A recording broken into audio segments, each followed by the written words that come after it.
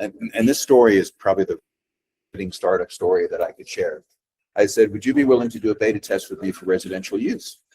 And they said, well, we don't know. It's not tested. It's very high risk. I said, I'm willing to take the risk.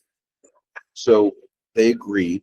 And within 30 days, I sold unlimited long distance for the first time ever as a concept for $79.95 a month.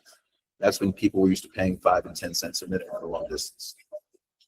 So I didn't invent the technology, but I go back to I invented the use case. 100,000 customers in 30 days, except, you know, the Verizon commercial today where they go, can you hear me now? You know, back then with VoIP, the answer was no.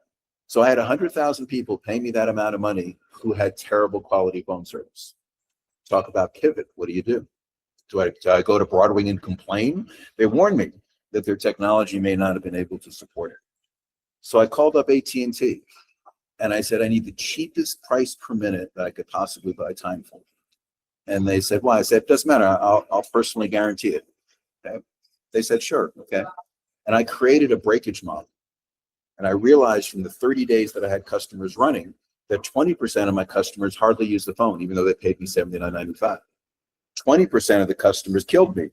They use like 10,000 minutes a month, which negated that 20. And as long as I could manage the traffic of the 60% in the middle and make a decent profit, I had a business model. That business model became so successful that AT&T, MCI, WorldCom, and all those companies copied that business model and put me out of business by selling it for $49.95 in the bottom of the local phone service. But you go, is that a bad ending or a good ending? No, it was a great ending because I became a celebrity in the telecommunications world and immediately got offered unlimited number of positions overseas and in Europe to run telecommunication companies. So success and failure is never judged by the moment, but it's judged by the opportunity it creates.